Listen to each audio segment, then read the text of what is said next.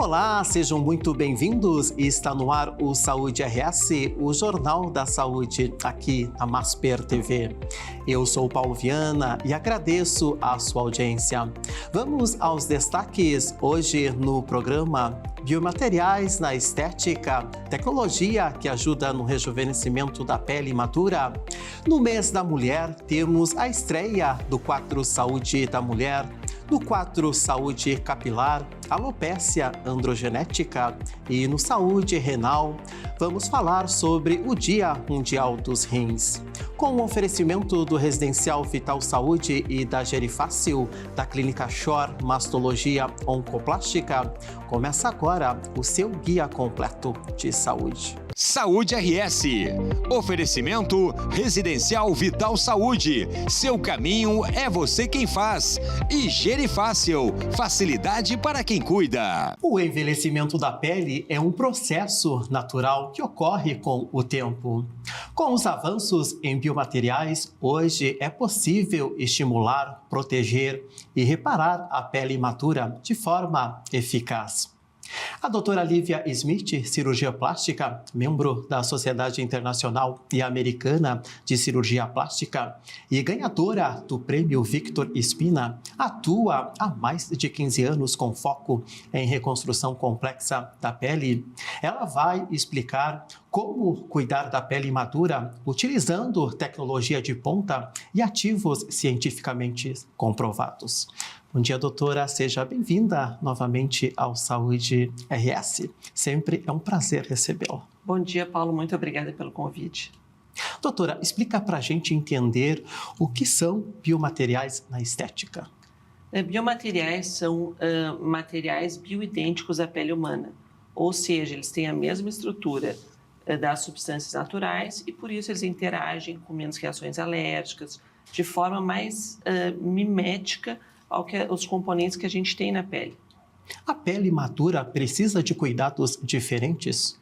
A pele madura é diferente da pele jovem. O que a gente vê é que a maioria dos cremes são feitos para uma pele não tão desenvolvida como a pele 40+. Então, a maioria dos cremes eles vão ser mais esfoliantes, vão estimular mais a renovação celular. No primeiro momento, tu vai ter um aspecto mais bonito, mais luminoso, mais hidratado. Só que com o passar do tempo, tua pele vai afinando, ficando mais envelhecida, com mais rugas finas. E às vezes ela piora a qualidade da pele se tu não está usando o creme específico para a tua idade. Cremes realmente melhoram a qualidade da pele?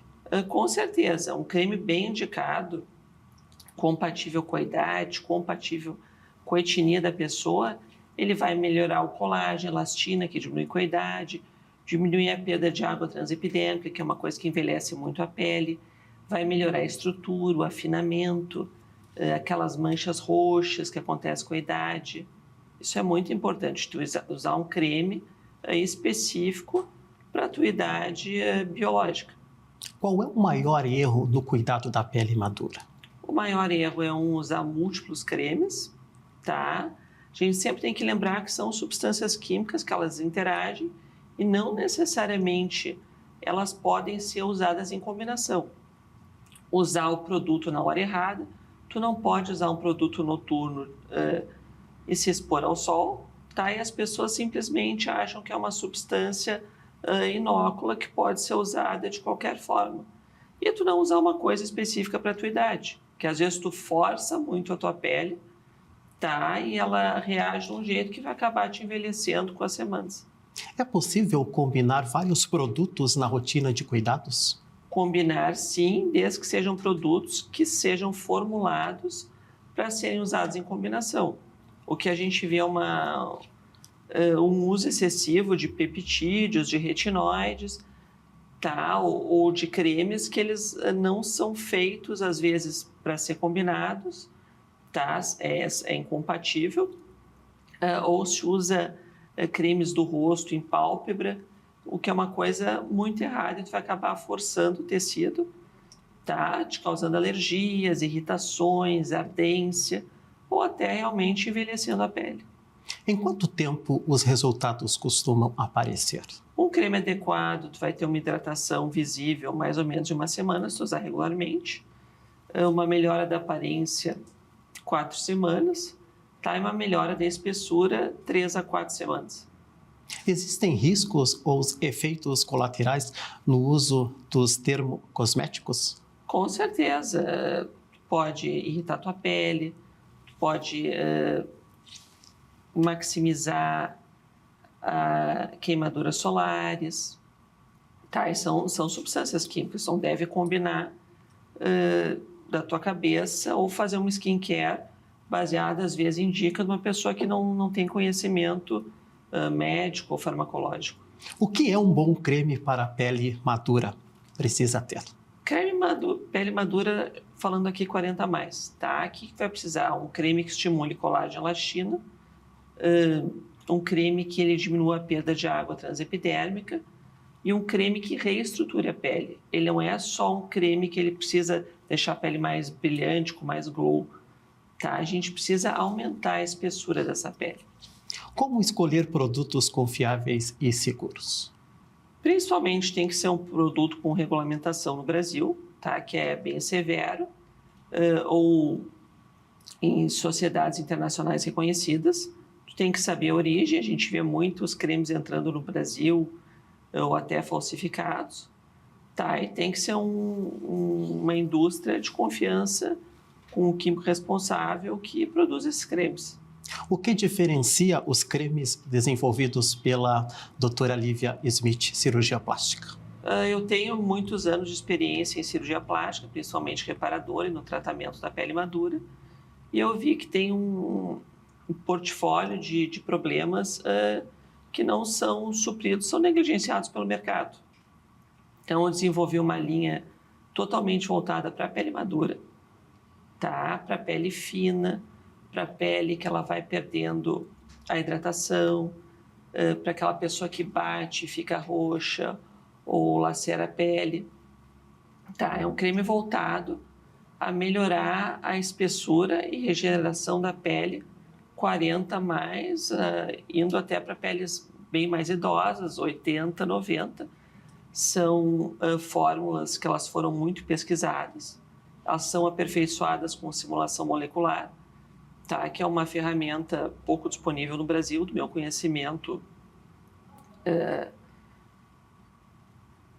Tu vai falar em serviços universitários, tipo Campinas, tá? E com isso tu consegue aprimorar essas fórmulas do ponto de vista químico, tá? Eu uso muitos ingredientes naturais, que são bioativos do nosso país, na verdade, que são pouco utilizados fora por causa da estabilidade, tá? Mas são produtos que são nossa riqueza da flora brasileira, tá? Que são reconhecidos há muitos anos ou até utilizados há séculos, tá? Mas que são pouco explorados, mas são reconhecidos no mundo inteiro, principalmente na Ásia, e a gente está incorporando aqui nas nossas formulações. Como surgiu a ideia de criar esse projeto? A ideia surgiu no dia a dia, que tu vê um monte de paciente te pedindo uma solução e tu não encontrando na indústria farmacêutica nacional e internacional um creme que preencha esses critérios. São cosméticos bioativos, produzidos nas melhores indústrias químicas, tá? Com os melhores ativos tudo certificados. Isso é muito importante, tu conferir a procedência, tá? E produtos aprimorados com as tecnologias mais modernas que existem atualmente hoje no mundo. Quais resultados são esperados? O resultado esperado são todos os produtos testados, tá? É que tu vai melhorar essa qualidade da pele, melhorar a espessura, melhorar a textura e principalmente no tratamento da dermatoporose do paciente adulto, que é aquela pele fina, aquela pele frágil, com roxos, que às vezes o mínimo trauma tu vai ter alguma laceração, entre outros produtos desenvolvidos para a pele madura, como pelos no rosto,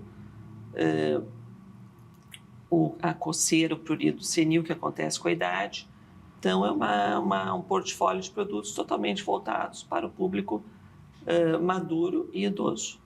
Doutora Lívia Smith, cirurgia plástica, agradecemos por estar conosco no Saúde RS. Agradeço muito, Paulo. Obrigada pelo convite. E agora eu tenho um recado da Gerifácil para você. Confere aí. Você conhece a Gerifácil? Um sistema para facilitar a vida de quem cuida em LPIs e home care? Com soluções práticas e seguras, garantimos mais tempo aos profissionais da saúde. Não perca tempo com burocracia, escolha a tranquilidade. Quer saber mais? Acesse o QR Code que está na sua tela. Gerifácil, cuidado de verdade na palma da sua mão. No próximo bloco, confira a estreia do quadro Saúde da Mulher e o quadro Saúde Capilar. Saia daí, a gente já volta.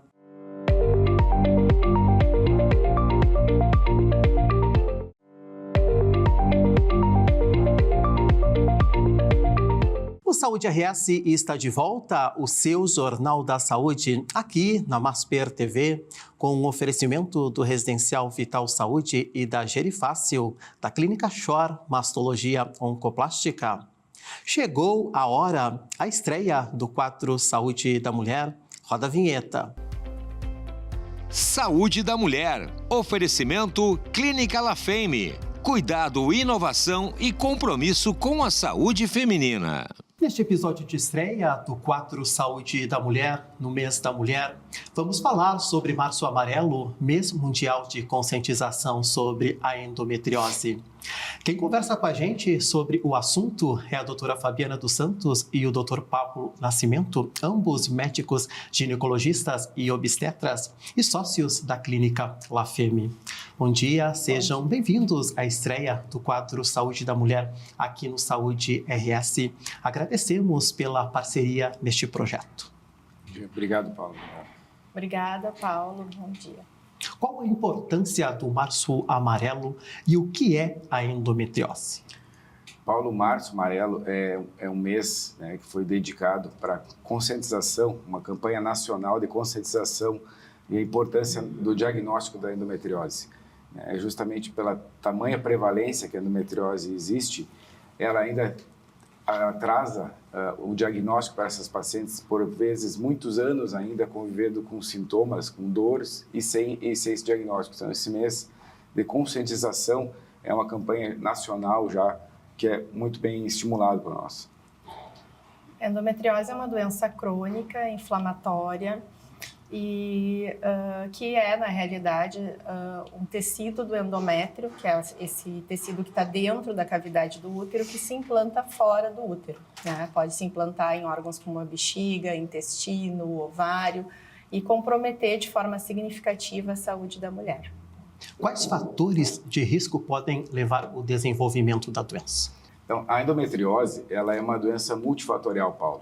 Ela existe diversos fatores que possam ser de risco para que a paciente, que a mulher desenvolva endometriose, né? E alguns desses são bem reconhecidos já pela sociedade, que dentre deles o histórico familiar, né? Aquela mulher que teve na sua família um parente de primeiro grau com esse diagnóstico, ela potencialmente tem mais chances, né, de ser uma paciente que desenvolva endometriose. Aquela menina que menstrua muito cedo, né, ou desde a primeira menstruação já com ciclos de dor, essa também é uma paciente com um fator de risco maior para isso. Diversos outros fatores, né, Fábio, inclusive... A causa, né, que tenta explicar a endometriose é o sangramento retrógrado, né, que seria o sangue indo do útero para as trompas e aí indo para a cavidade abdominal. Então, explica um pouco essas causas, esses fatores que o Pablo falou. E a gente também, hoje, se fala muito em fatores imunológicos, fatores genéticos, que não são tão relacionados à primeira hipótese, que era esse sangue indo para a cavidade.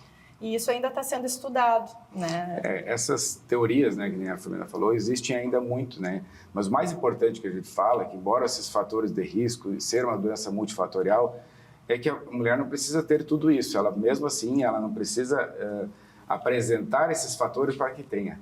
Muitas mulheres não têm nenhum desses fatores e têm endometriose. É uma doença altamente prevalente, por isso que é a importância mesmo. Qual a incidência e a prevalência da endometriose no Brasil e no mundo?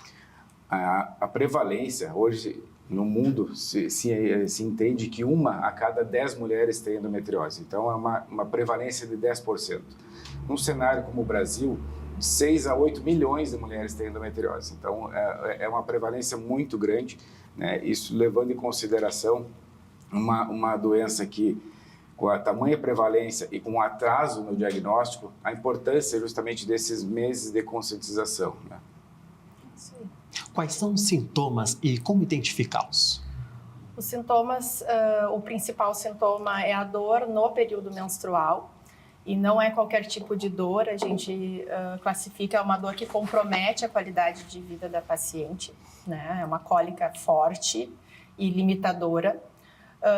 Dor na relação sexual, dor para evacuar ou dor para urinar, dor que pode acontecer fora do período menstrual, a paciente começa a perceber que não é só no período menstrual que ela tem dor, e dificuldade para engravidar, né? Às vezes a paciente começa a tentar engravidar, fica 1 ano, 2, e não consegue engravidar, e não ter dor, e esse ser um fator que a gente vai investigar e identificar a endometriose. A gente sempre reforça e conversa muito com nossos pacientes e tenta difundir o máximo isso para não ser normalizado a dor, né, Paulo? Então, a dor, como é um sintoma muito pessoal, não é algo que é visível, eu não vejo a tua dor, então, esse é um sintoma que às vezes ele é normalizado, né, por diversas causas, né? Eventualmente, porque a mãe dizia que era isso, então, isso eu digo que por ser o principal sintoma, que a Fábio falou,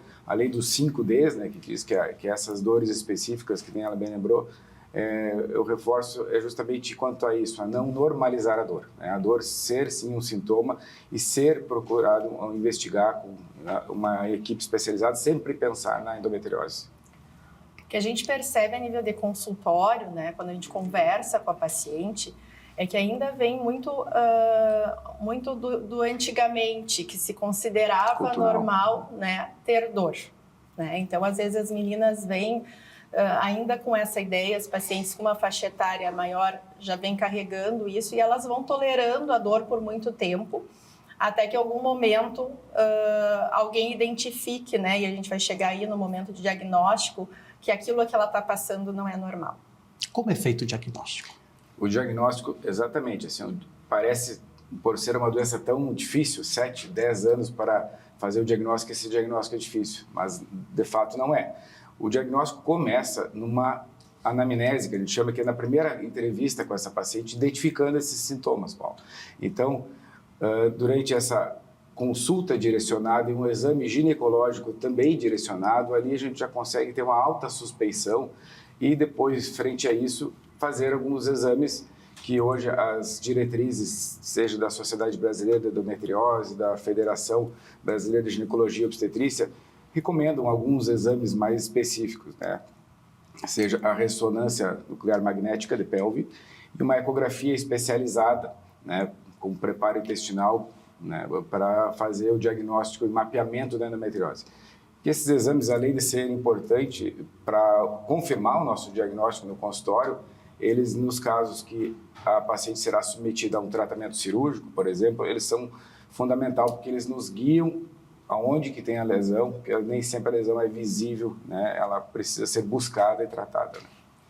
O que eu reforçaria para as pacientes, né? Elas ainda trazem no consultório exames de ecografia simples, considerado que é um exame importante também da avaliação ginecológica, mas elas têm sintomas, elas têm queixas, mas um exame simples e muitas vezes, então, dizem para elas que isso é normal, que elas estão bem. Não tem nada. Né? Então, elas acreditarem nas suas queixas, né? Acreditar no que elas estão sentindo e entender que realmente, às vezes, um exame simples ele não vai conseguir fazer esse diagnóstico e que ainda o peso de uma boa história clínica, de um bom exame físico vai fazer diferença para a gente seguir, então, para a investigação desses exames específicos que o Pablo falou. A endometriose tem cura? Quais são as opções de tratamentos? Então, a endometriose, né, ela é uma doença crônica, né, que ela sim tem controle, né? A cura, em alguns casos muito específicos que poderiam acontecer em regiões, eu diria, né, em extremos da vida reprodutiva da mulher, poderia trazer como uma cura, mas não, esse nome não é muito bem recomendado se falar, né? Mas sim, é importante que fale para essas mulheres que existe controle, não é uma doença que ela tem que aprender a conviver com a dor. Existe sim controle, ela precisa ter uma educação quanto a isso, ter uma boa condução no seu tratamento, o que vai possibilitar que ela tenha uma qualidade de vida, né, normalizada durante toda a sua vida. Por isso que é importante a gente sempre reforçar o diagnóstico, fazer o quanto mais cedo. Porque daí, desde o início da vida dessa menina, da vida reprodutiva dela, a gente consegue já ir fazendo com que ela vá reconhecendo isso e tendo mais oportunidade de ser bem tratada, né, Fábio? A gente tenta, acho que o reforço sempre para paciente, que por ser uma doença crônica, multifatorial, que é o que a gente vem falando, a gente precisa de vários profissionais envolvidos para auxiliar essa paciente e também precisa da paciente, né? Que ela também se posicione dentro da patologia dela, da doença dela, e ela também busque cuidar da sua saúde.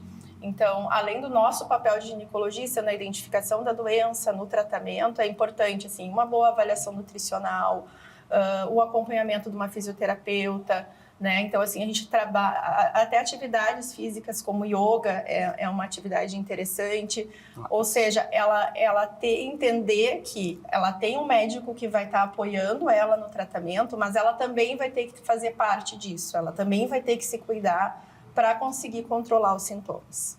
Qual a mensagem que vocês gostariam de deixar para as mulheres neste Março Amarelo?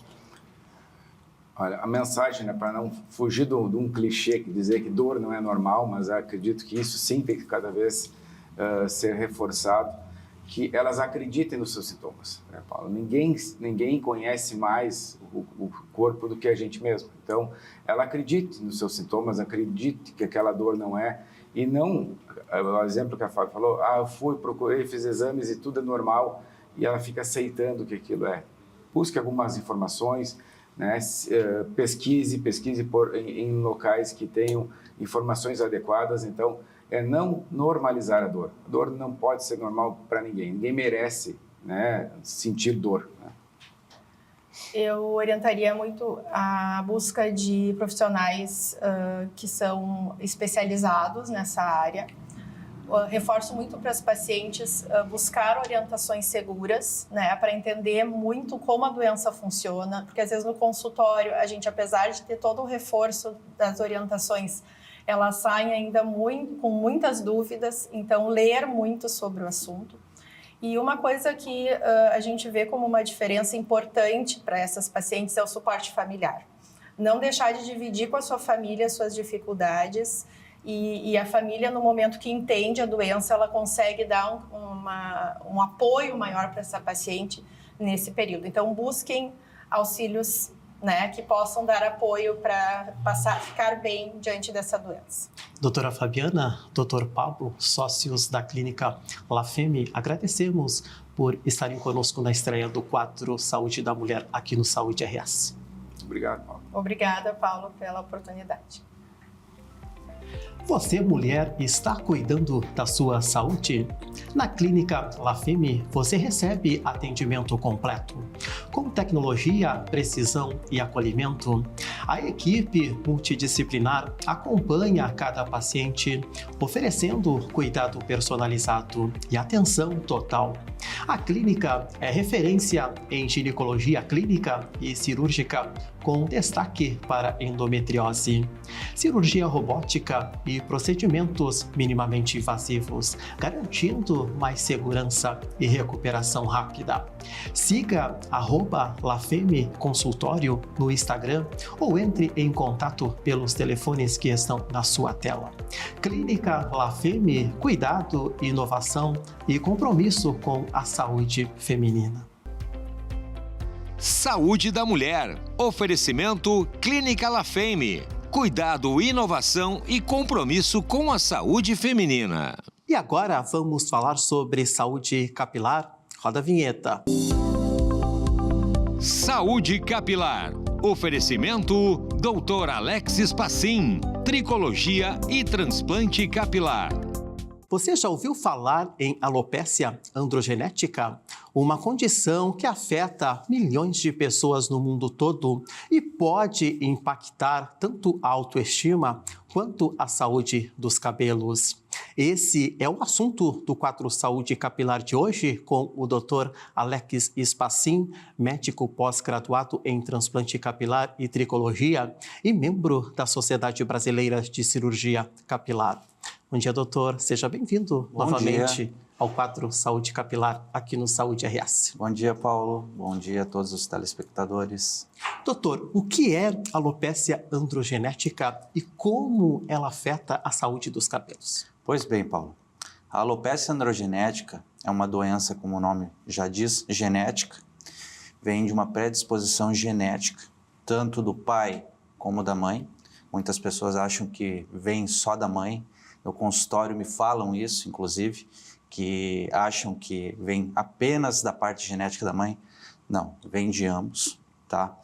Ela tem essa predisposição genética e os indivíduos que têm essa predisposição genética têm receptores no cabelo para hormônios, mais especificamente o hormônio DHT.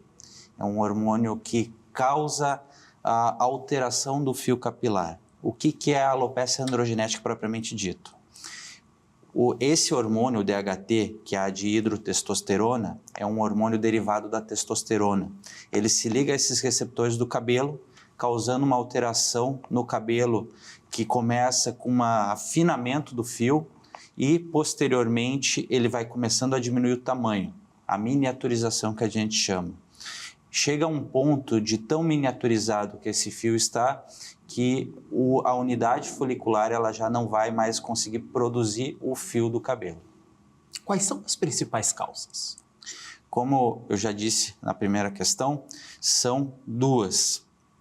O fator genético e o fator androgênico, hormonal. São as duas principais causas de alteração do folículo. Essa condição afeta apenas homens ou também mulheres? Principalmente homens, mas ambos são afetados, de formas diferentes. O homem é afetado principalmente na região frontal, com o recuo da linha do cabelo, as famosas entradas, e a região da coroa, que a gente chama, que é onde começa a rarefação do fio do cabelo. Na mulher é um pouquinho diferente, ela não chega a ter uma calvície total. Ela se caracteriza principalmente por uma rarefação da linha média do cabelo para as laterais. Qual a incidência e a prevalência no Brasil e no mundo? São dados interessantes, baseados pela Sociedade Brasileira de Dermatologia e pelo Instituto Internacional de Cirurgia de Restauração Capilar. Em torno de 50% dos homens até os 50 anos de idade vão ter alguma perca capilar devido à alopécia androgenética no mundo. No Brasil, são em torno de 42 milhões de homens afetados por essa condição e há estudos também que mostram que nas mulheres, em torno de 40% das mulheres, depois da menopausa, vão ter algum tipo de perda capilar devido à alopécia androgenética. Quais são os primeiros sinais e sintomas? Como identificar? A melhor forma de identificar a alopécia androgenética é olhando para o espelho, tá? Você vai olhar para o espelho e vai começar a ver uma rarefação do fio do cabelo, principalmente no homem, mas podendo acontecer também na mulher. A incidência de luz vai mostrar o couro cabeludo mais exposto, vai ter aquela rarefação em fundo de piscina, que a gente chama, mostrando essa diminuição da densidade do fio do cabelo, tá? E também vai começar a ver o afinamento do fio do cabelo, que é o que causa essa perda da densidade. Isso vai direcionar para um possível quadro de alopécia androgenética. Como é feito o diagnóstico? O diagnóstico basicamente é clínico, feito através da entrevista médica, que é a anamnese, e também pela tricoscopia, principalmente pela tricoscopia, que é o exame com microscópio, ao qual a gente vai avaliar as características do couro cabeludo e do fio do cabelo naquela região. Alguns achados clássicos se apresentam e a gente fecha o diagnóstico de alopecia androgenética. Em alguns casos, quando a gente pode aparecer com alguma dúvida, a gente pode realizar também biópsia para descartar outras causas. Como é feito o tratamento e quando o transplante capilar é indicado? O tratamento se baseia em 2 fatores principalmente. Bloquear o eixo hormonal, tá? Para evitar a progressão da doença, e com fatores de crescimento, principalmente medicações que estimulam o crescimento do cabelo, como o minoxidil, tá? Com o bloqueio hormonal, principalmente do dutasterida, finasterida, que são medicações que bloqueiam a conversão da testosterona em DHT, diminuindo a quantidade de hormônio presente e evitando a progressão da doença. O minoxidil vai ajudar a estimular o crescimento do cabelo. Esses 2 fatores vão ajudar a evitar a progressão, estabilizar a doença e evitar que o cabelo venha a sofrer com a alopecia androgenética, que é a miniaturização. Muitas pessoas acham que a alopecia androgenética causa perda do cabelo em grande quantidade. Não, ela vai miniaturizar o fio e afinar. É isso, tu não vai notar uma perda expressiva de cabelo. É diferente de outras causas. E o transplante é indicado quando o folículo já não consegue mais produzir o fio. Afetou tanto, diminuiu tanto o folículo que ele já não consegue mais nascer. Essas regiões vão ficar mais espaçadas. Com o tratamento a gente não consegue recuperar esse fio morto. Então apenas com o transplante. O transplante vem de uma área doadora que não tem esses receptores para o DHT. Então são fios saudáveis que transplantados não caem mais. Dr. Alex Spassin, médico pós-graduado em transplante capilar e tricologia, agradecemos por estar conosco no quadro Saúde Capilar aqui no Saúde RS. Muito obrigado novamente, Paulo. Obrigado a todos. Você já pensou em fazer um transplante capilar e se perguntou, será que eu posso? O Dr. Alex Spassin, médico pós-graduado em transplante capilar e tricologia, garante resultados naturais, alta densidade e harmonia estética. Com técnicas avançadas para cabelo, barba e sobrancelhas, ele garante procedimentos precisos e personalizados, cuidando de cada detalhe para restabelecer sua autoestima com segurança. O transplante não é só estética, é uma jornada de transformação. Siga o Dr. Alex no Instagram, @Dr. Alex Spassin, ou agende sua avaliação pelo WhatsApp que está na tela. Dr. Alex Spassin, tricologia e transplante capilar. Saúde Capilar. Oferecimento Dr. Alex Spassin, tricologia e transplante capilar. No próximo bloco, vamos falar sobre saúde renal. Não saia daí, a gente já volta.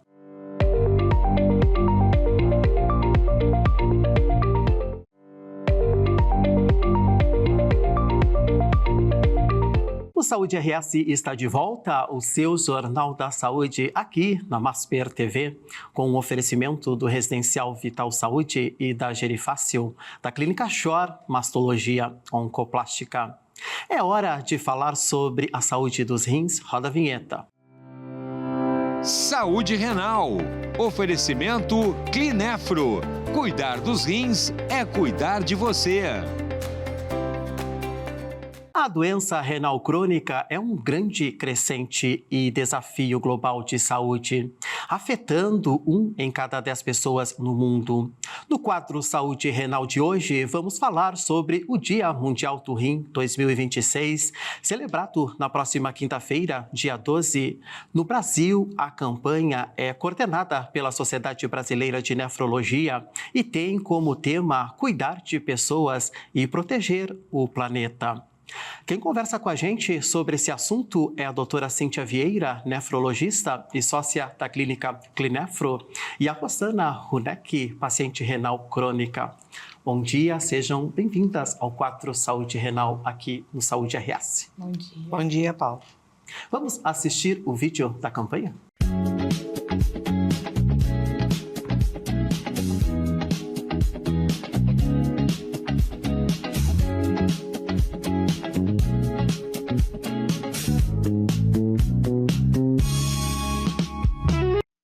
Doutora Cíntia, na próxima quinta-feira, dia 12, é celebrado o Dia Mundial do Rim. Por qual motivo ele foi criado? Eu estou vestindo a camiseta e sou super parceiro da campanha. Muito obrigada por seres parceiro nosso. É um grande projeto que é esse Dia Mundial do Rim, que há anos que já vem sendo desenvolvido, porque essa doença, como a gente sabe que é uma doença silenciosa, ela afeta de 10 a 14% da população, chegando a 800 milhões de pessoas no mundo todo. E há uma projeção, uma estimativa da mortalidade vir a ser a 5ª causa em 2040. Então, a gente vê a extensão que é, e por isso existem essas campanhas há mais de 20 anos, né, tentando conscientizar a população, tentando que as pessoas prestem atenção nos seus sintomas e principalmente voltada para legisladores, para pessoas voltadas a ser preocupados com a saúde pública, professores, médicos, enfermagem, educadores, com essa campanha que é muito ampla, né? Que a gente pretende, nessa de 2026, alcançar cerca de 1.200 locais no Brasil, com uma campanha bem extensa de aulas, de filmes, de programação extensa para alertar ao problema. Por que o tema deste ano está ligado à sustentabilidade? Olha, Paulo, eu acredito que nós estamos num momento de maturidade. Tá? Que essa campanha já passou por vários temas ao longo dos anos. Nós já tivemos o tema voltado para a prevenção da doença no idoso, na gestante, na criança, no paciente diabético, no hipertenso, vários temas. E agora, por que a sustentabilidade? Né? Seguindo esse raciocínio que eu falei, a doença é uma doença silenciosa e a gente, quando o paciente chega para nós, às vezes ele chega numa situação de vulnerabilidade, de uma doença já avançada, que ele vai direto a um tratamento, seja ele dialítico, né? Então, que precisa de diálise. Bem, o que tem que ver isso então, né? Então, a diálise, a doença, mas a diálise, ela em si, ela proporciona, ela acarreta vários problemas para o planeta. Porque o tratamento que salva vidas, que é a diálise, ele proporciona um gasto energético imenso. O paciente gasta cerca de 500 litros de água por sessão, gera lixo em cada sessão cerca de 2,5 kg, um gasto energético imenso, uma pegada de carbono aumentada. Então, o que a gente sabe com isso? Hoje em dia, a gente quer que diminua a quantidade de resíduo, que a pegada de carbono diminua. Por quê? Quando isso ocorre, interfere no aumento, no crescimento, no calor aumenta, o aquecimento global e com isso as inundações, as chuvas, as queimadas e tudo isso, né? Então a gente vai ver que isso aí acarreta problemas para a saúde, trazendo vetor, mosquito, roedor, inundações, trazendo tantos problemas que levam à doença renal. Então não adianta, é um ciclo. É um ciclo de saúde renal com saúde do planeta.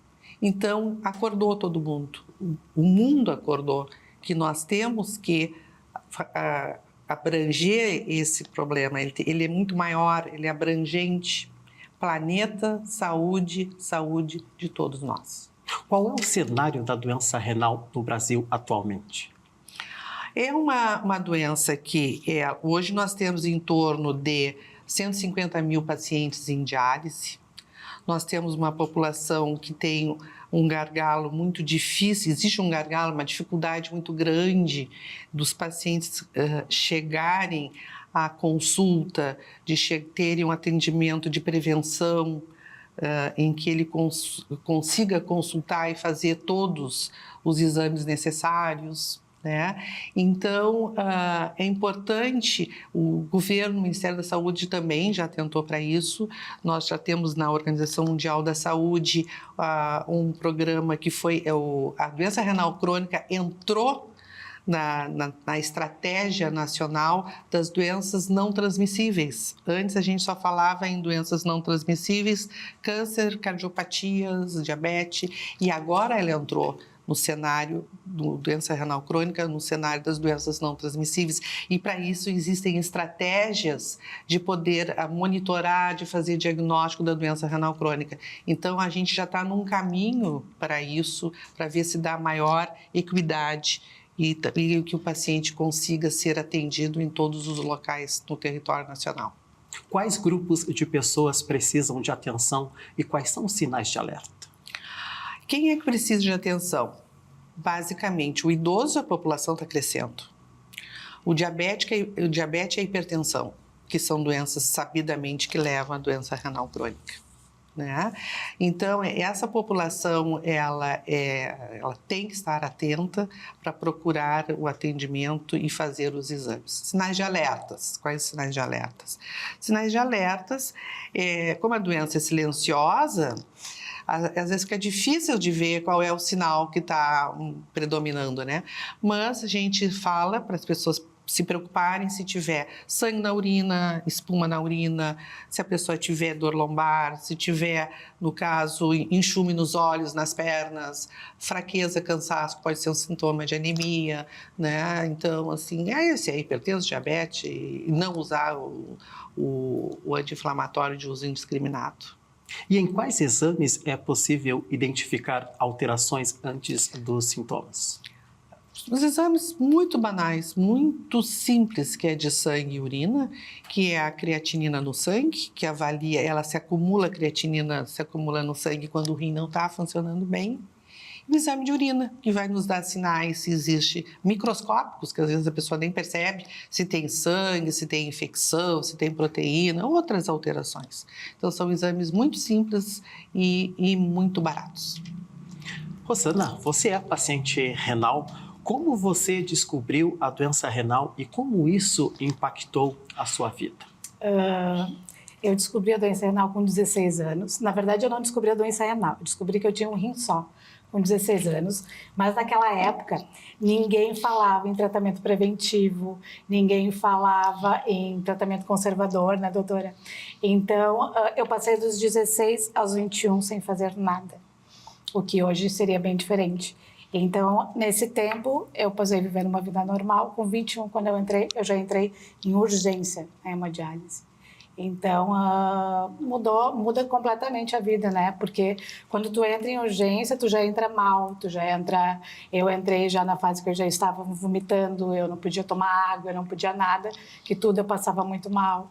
Então, por isso, a prevenção tem que ser muito bem feita. Por isso que até a gente está aqui falando do Dia do Rim, né? Que realmente é uma coisa muito importante. Hoje você faria algo diferente do início do diagnóstico? Totalmente, porque hoje eu sei, por isso, né, a gente fala muito da informação, porque hoje eu sei que se eu soubesse com 16 anos que eu tinha um rim só, que eu teria que fazer um tratamento preventivo, que eu teria que sim fazer o conservador, porque no conservador a gente tem que mudar toda a alimentação para conseguir ter mais anos possíveis sem entrar em diálise, né? Tem gente que fica muitos anos sem entrar em diálise, mas eu, como não tive esse cuidado, acabou que eu já entrei na urgência. Então, é possível superar os desafios e manter qualidade de vida, mesmo com o diagnóstico? São muitos desafios, eu não posso dizer assim que é tudo simples, que é tudo fácil, mas sim, eu tenho uma vida normal, eu faço tudo normalmente, eu trabalho normalmente, tudo na minha vida eu nunca tive problema com isso, eu sempre tive uma vida normal, mesmo lá nos meus 21 anos, continuei trabalhando, e aí eu fui transplantada por 22 anos, também uns 22 anos que foram muito tranquilos. Então, vida normal. Para mim sempre foi assim, mas eu acho que é muito também a ver com a cabeça, né? A gente tem que cuidar da saúde física e da saúde mental. Eu acho que é muito importante, 50% para cada.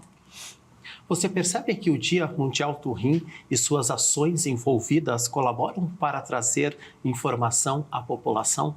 Com toda certeza, eu acho. Eu até ontem fui ver desde quando, né, faziam o Dia do Rim. Então foi até em 2006 só que começou. Pensa, é muito pouco tempo. Eu comecei a minha diálise a primeira vez em 99. Então em 2006 começou o Dia do Rim. Isso mudou muito a maneira do pessoal começar a olhar a doença. Mas ainda acho que falta muita informação. Inclusive dentro das hemodiálises, as pessoas fazem hemodiálise e não têm informação do porquê que estão lá, o que estão fazendo lá, e tem muitos que não se interessam. E eu sempre digo, informação é poder. Quanto mais a gente sabe sobre a nossa doença, mais a gente pode ficar forte, poder questionar os médicos, os enfermeiros, todos, né? Porque a gente está o dia a dia dentro de um hospital quando tu faz diálise, né? Então, tu depende daquilo, tu tem que saber o que tu está fazendo ali e por que tu está ali. Né? Eu acho que é muito importante, com certeza. O Dia do Rim, assim, é um evento maravilhoso. Eu queria complementar o que a Rosana falou, acho muito importante, que existem vários estudos e é uma comprovação que a gente tem do Brasil todo, que os pacientes entram em diálise em urgência e isso não precisa. Se ele tiver um acompanhamento ambulatorial, porque a doença renal existe em estágios de doença renal e 90% das pessoas estão em estágio 3, que não é nem pré-diálise, é antes da diálise. Então, se ele acompanhar, existe tratamento. Evita entrar em diálise. E quando entrar em diálise, vai entrar preparado. Não vai entrar na urgência, como ela falou, que entrou com sintomas de vômito, sem poder tomar água e tal. Então, realmente, isso é uma coisa importante. Outra coisa, aqui no Rio Grande do Sul, a gente já tem as campanhas muito antes de 2006. Nós já tivemos várias campanhas. Antes dessa, do Dia Mundial do Rim, nós já tínhamos o Previna-se, que era uma nacional, que era também da brasileira, mas era chamada Previna-se. E a gente já trabalhava nisso com campanhas aqui no BRIC da Redenção, em que era aberta à população, mas de uma forma mais tímida. De iluminação, aqui nós já tivemos no Rio Grande do Sul, de iluminar prédios. Hoje se ilumina os prédios, o Cristo Redentor, né? Ele é iluminado já faz anos, eu até já fui na campanha, lá é emocionante. Tu vê o Cristo iluminado com as cores da campanha, cada ano muda até as cores. E aqui nós já tivemos. Aqui nós já tivemos o Laçador iluminado, quando eu fui presidente da Sociedade Gaúcha de Nefrologia, nós tivemos o Beira-Rio iluminado, que acho que ninguém se lembra aqui, de azul, porque a campanha era azul. E ele se iluminou de azul. Então, nós tivemos a Ponte de Pedra iluminada, nós tivemos a Prefeitura iluminada. Então, a gente já vem há anos fazendo essa campanha de conscientização, mas assim, é no mês de março, depois passa despercebido, né? Mas realmente é muito importante que exista esse momento.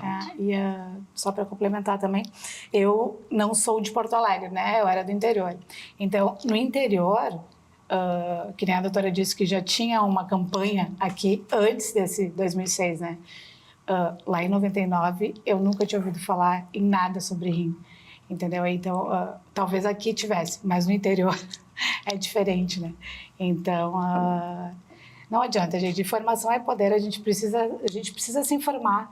E eu acho que né, doutora, eu acho que o rim tem que ser prioridade também. Todos os anos, nos tratamentos lá, vai fazer câncer de mama, coloca lá o exame de creatinina, coloca lá o exame de urina junto para ter certeza que está tudo bem. Doutora, por que acontece esse diagnóstico tardio? Pois isso aí é um problema que a gente tem aqui. A gente se preocupa mais, o que eu digo é quem está preocupado com a legislação, né? Quem é mais com a doença do que com a prevenção, né?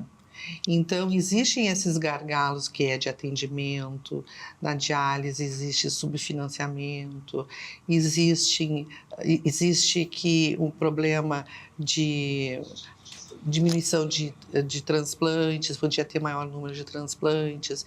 Problemas existem, mas que acho que tem que ter um estímulo para as pessoas procurarem e serem atendidas, né? E existe esse problema de consultas na área de especialistas. Existem mais especialistas nefrologistas no Sudeste do que no Norte.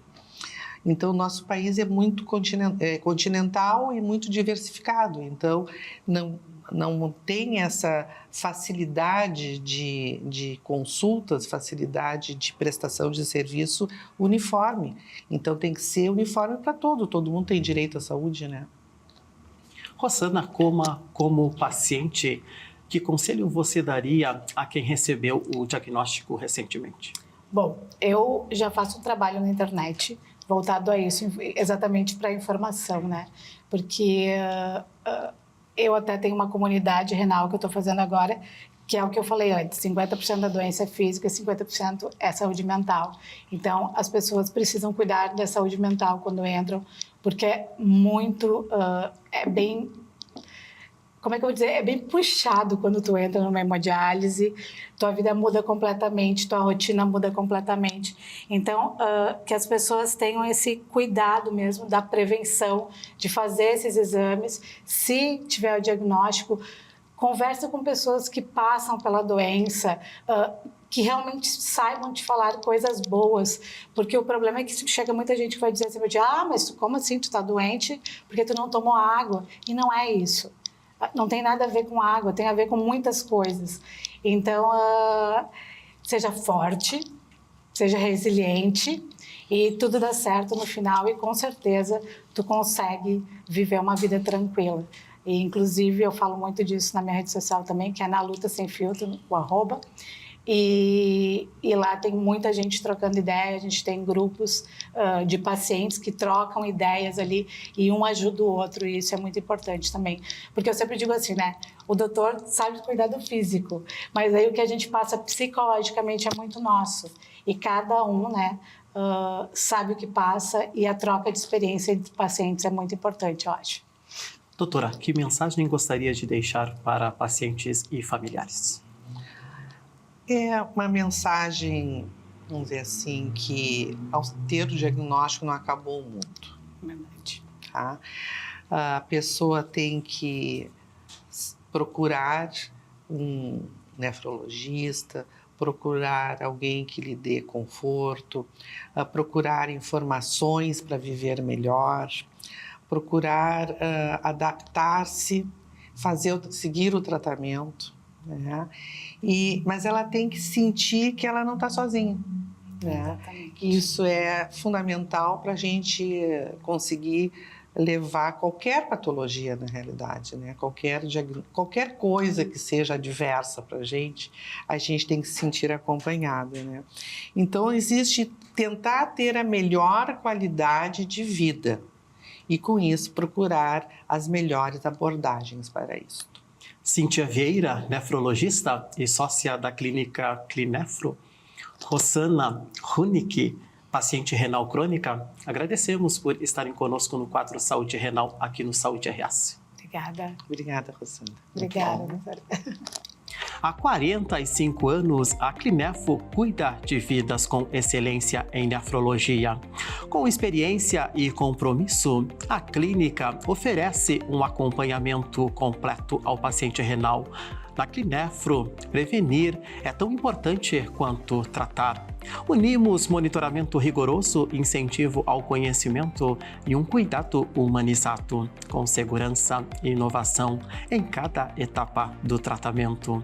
A Clinefro está localizada na Rua Gomes Jardim, 301, Sala 1108, Metiplex Sul, do mesmo complexo do Hospital Blanqui.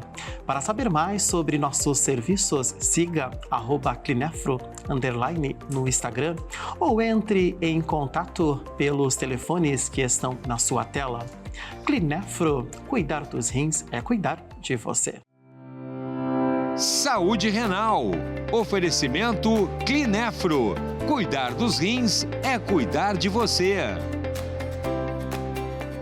Você pode participar do programa pelo nosso Instagram, @MasperTV, ou pelo WhatsApp 51 99517 1412. Hoje ficamos por aqui, agradecemos a sua audiência. Voltamos no próximo sábado com mais informações sobre saúde para você. Até lá, um excelente final de semana. Se cuide.